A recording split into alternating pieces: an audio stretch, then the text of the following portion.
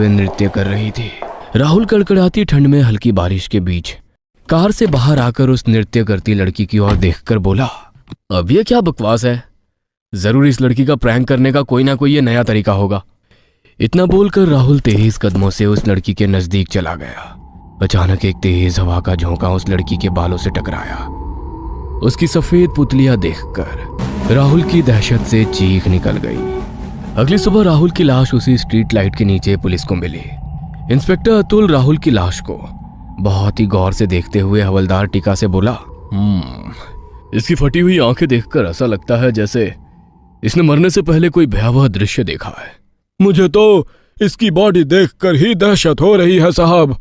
इसकी बॉडी को पोस्टमार्टम के लिए भिजवा दो।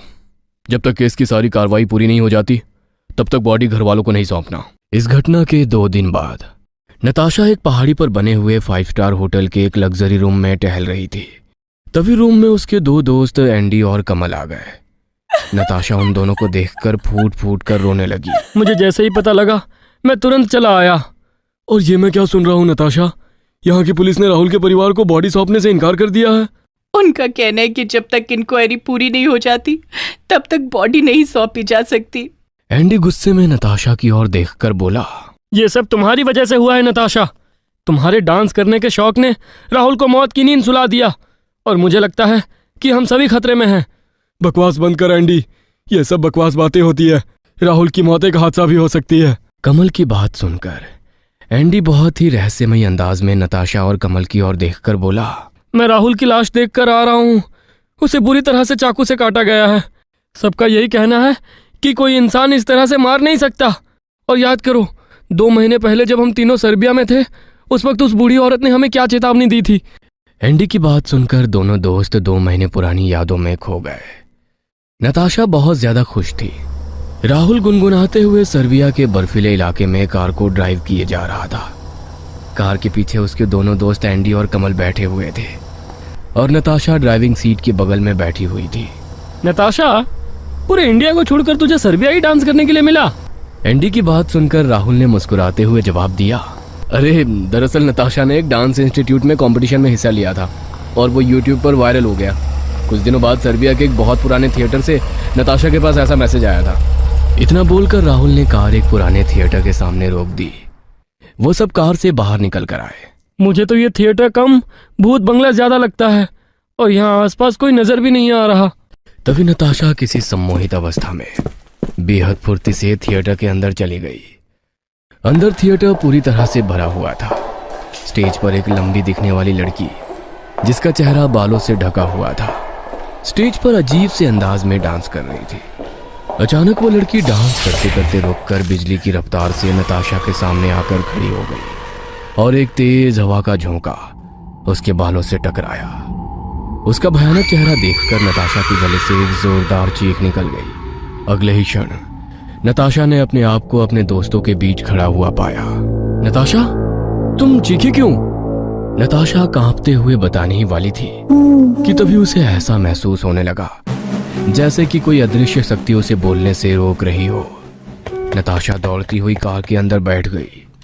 तभी एक बूढ़ी औरत जो कि उस देश की रहने वाली थी वहां पर आकर उन चारों को गौर से देखती हुई बोली, तुम सब यहाँ क्या कर रहे हो? जी, मेरी गर्लफ्रेंड को इस थिएटर में डांस परफॉर्म करना था, मगर पता नहीं वो क्यों चीखने लगी। वो बूढ़ी औरत बहुत रहस्यमयी अंदाज में राहुल की ओर देखकर बोली, मगर ये थिएटर तो बरसों से बंद पड़ा है। अगर तुम्हारे पास यहाँ से कोई इनविटेशन पहुँचा है तो अभी और इसी वक्त वापस लौट जाओ। वो इनविटेशन डांस का नहीं बल्कि तुम सबकी मौत का इनविटेशन है। क्या मतलब है तुम्हारे कहने का? तुम जिस थिएटर के सामने खड़े हुए हो, आज से 300 साल पहले इस थिएटर में ज्वाना नाम की एक लड़की डांस किया करती थी जो बाद में पागल हो गई। पागल होने के बाद सबसे पहले उसने अपनी माँ की हत्या की। कहते हैं ज्वाना मरने के बाद भी आज भी यहाँ इस थिएटर में लोगों को डांस के लिए इनविटेशन देती है और जो उसे देख लेता है फिर दुनिया उसे नहीं देख पाती क्योंकि ज्वाना की आत्मा उसके शरीर पर कब्जा जमा लेती है। एंडी नताशा की ओर देखकर बोला, वहाँ से आने के बाद जब तुमने अपने साथ बीती वो भयानक घटना हम तीनों को बताई, उस वक्त हमें विश्वास नहीं हुआ था, लेकिन अब मुझे लगता है कि राहुल के मौत से कहीं ना कहीं वहां का कनेक्शन जरूर है। देखो, मनाली से 50 किलोमीटर दूर एक तांत्रिक को मैं जानता हूँ। मुझे लगता है हमें जाकर उनसे मिलना चाहिए। लेकिन पुलिस ने मुझे होटल से बाहर निकलने के लिए मना किया है। अरे भाड़ में गई पुलिस और भाड़ में गए उनके इंस्ट्रक्शन। हमें अभी निकलना होगा। बाहर का मौसम बुरी तरह से खराब हो चुका था। तेज ठंडी हवा चलने लगी थी और हल्की हल्की बौछार भी होने लगी थी। वह तीनों कार के अंदर सवार होकर मॉल रोड पर पहुंचे ही थे कि तभी अचानक इंस्पेक्टर अतुल की जीप उनके सामने आकर रुक गई। सारे दोस्त बाहर निकलकर आकर खड़े हो गए। अतुल नताशा की ओर देखकर बोला, तो तुम यहां से अपने दोस्तों के साथ भाग रही हो? हमें तुम पर पहले ही शक था। कमल इंस्पेक्टर से कुछ कहने ही वाला था कि अचानक तेज बारिश भयंकर तूफान के साथ होने लगी।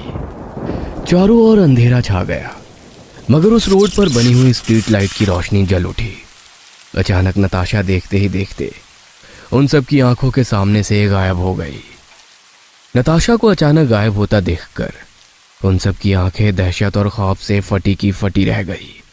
नताशा अजीब से अंदाज में उस स्ट्रीट लाइट के नीचे सर्बिया अंदाज में डांस करने लगी। उसके बाल इतने लंबे हो चुके थे कि उसका चेहरा ढका गया था।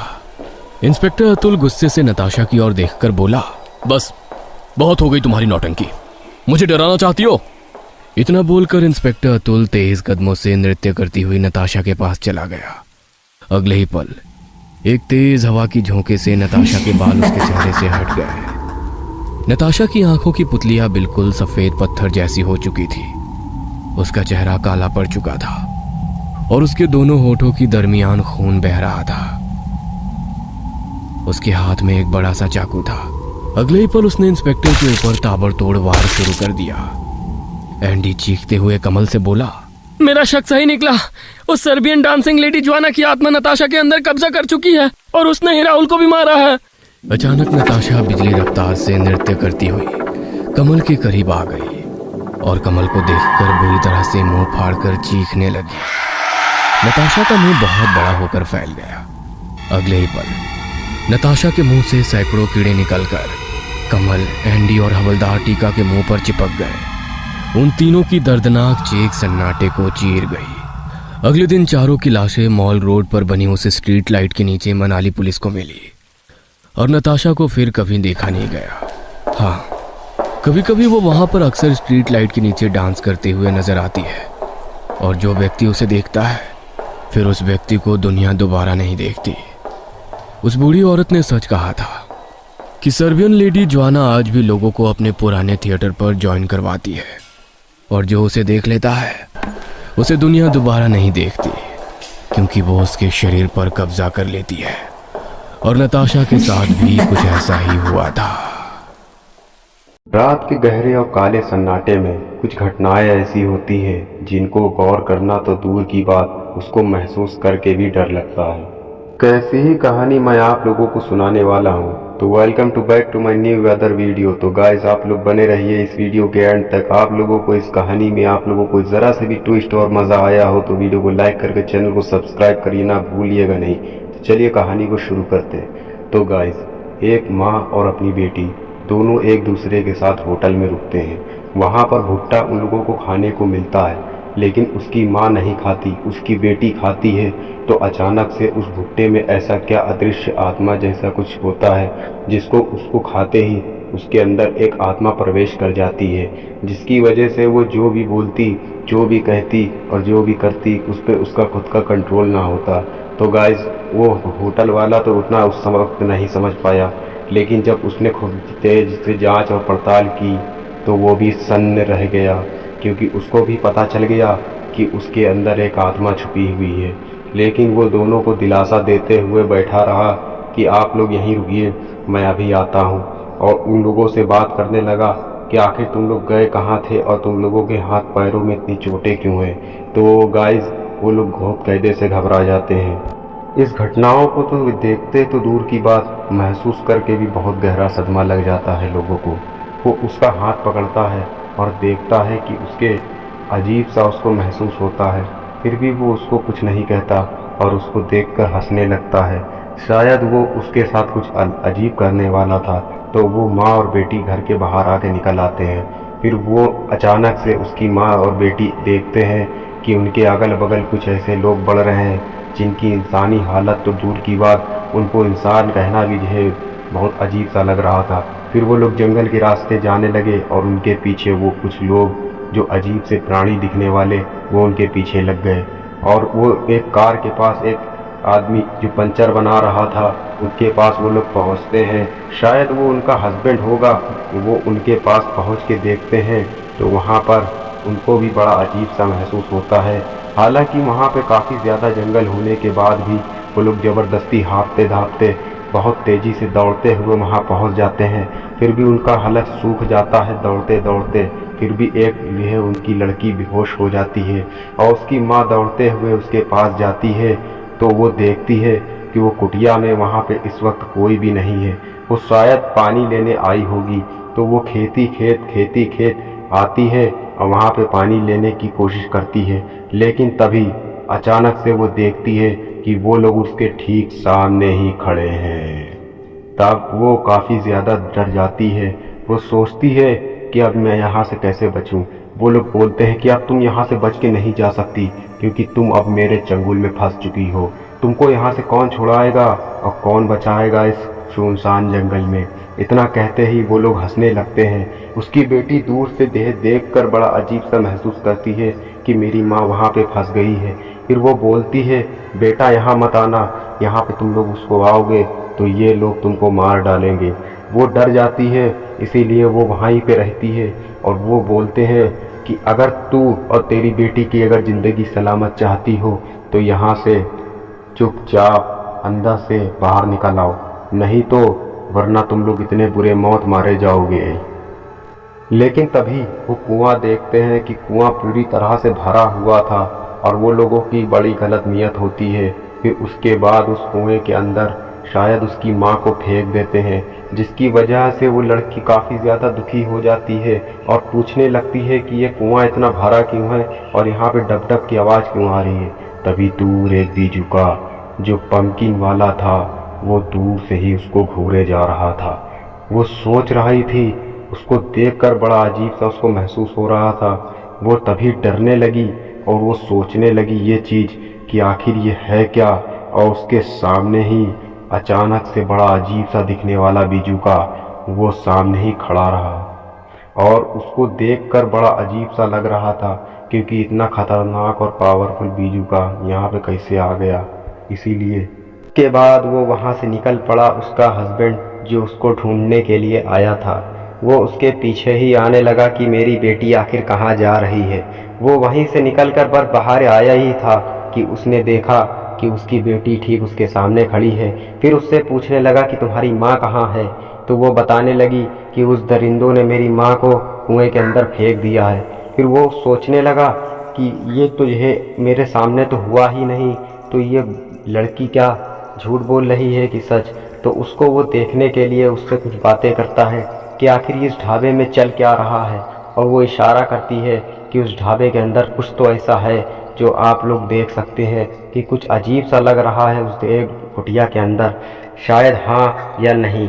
तो उसकी बात को कुछ जो समझते ना समझते हुए उसके भी कुछ जो पल्ले ना पड़ रहा था कि आखिर वहाँ पे हो क्या रहा है। तो उसका जो उसके पापा जी काफ़ी दुखी हो गए। फिर वो कहती है कि मेरा कुछ दिमाग नहीं काम कर रहा। अचानक से वहाँ पे हवाएं तेज हो जाती हैं और वहाँ पे काफ़ी तेज़ी से हवाएं चलने लगती हैं। फिर वो लोग अचानक से झाड़ियों से निकलकर बाहर खड़े हो जाते हैं। तभी उतने बात कर ही रहे थे कि अचानक से वो लोग निकल के झाड़ियों से बाहर खड़े हो जाते हैं और उसके पापा पूछते हैं कि बेटी बताओ आखिर हुआ क्या है यहाँ पर और क्या चल रहा है, मुझे कुछ समझ में नहीं आ रहा। और वो दोनों एक दूसरे से बात कर ही रहे होते हैं कि उसके पापा का हाथ कोई पकड़कर खींचता है। उसकी बेटी ही थी जो उसके पापा का हाथ पकड़ के खींच रही थी कि उसको पता चले कि मेरे पापा क्या सच में रियल हैं या एक छलावा। फिर उसकी बेटी का रंग बदलने लगा और अचानक से उसके अंदर की जो आत्मा थी जो भुट्टा खा के उसके अंदर आई थी वो अचानक से हंसने लगती है। हा हा हा हा हा हा हा हा, अब तुम कैसे बचोगे हमसे। वो तभी इतना कहते ही उसकी यह आवाज़ में अचानक से बहुत भारीपन और वातावरण में बड़ा अजीब सा चेंजेस होने लगा। ऐसा लग रहा था कि कोई बुरी शक्ति वहाँ पर आ रही है और जो काफ़ी ज़्यादा खतरनाक है और काफ़ी ज़्यादा उसके खूनी सवार है। उसके बाद उस कुटिया के अंदर से बड़ा अजीब सी आवाज़ आने लगी। वो शायद एक बीजू का था जो उनको ही घूरे जा रहा था और उसके अंदर से बड़ी ही अजीब सी आवाज़ें आने लगी। उसके बाद वो नितिन और उसको रिया को आवाज़ लगाने लगी जो उस छलावे में फंस चुके थे। वो बीजू का अचानक से हंसने लगता है। उसको देखते ही लोग वहाँ पे घबरा जाते हैं और उसके पापा और बेटी दोनों ही बहुत तेज़ी से घबराहट में, उनका दिमाग नहीं काम करता। अगर तुम लोगों को अपनी ज़िंदगी प्यारी है तो मुझे मानव बलि ला कर दो। इतना सुनते ही वो लोग काफ़ी ज़्यादा घबरा जाते हैं कि आखिर मानव बलि आखिर इतनी रात में मैं कहाँ ला के दूँगा। वो फिर उसको दोनों को काफ़ी ज़्यादा जो है टॉर्चर करने की सोचता है। फिर तभी सुबह हो जाती है और उनकी कार एक सुनसान हाईवे के साइड में खड़ी रहती है। शायद उस रात में उन लोगों के साथ छलावे ने छल कर लिया था कि तभी उन लोगों की ज़िंदगी ख़त्म हो गई और वो लोगों का आज तक अता पता नहीं रहा।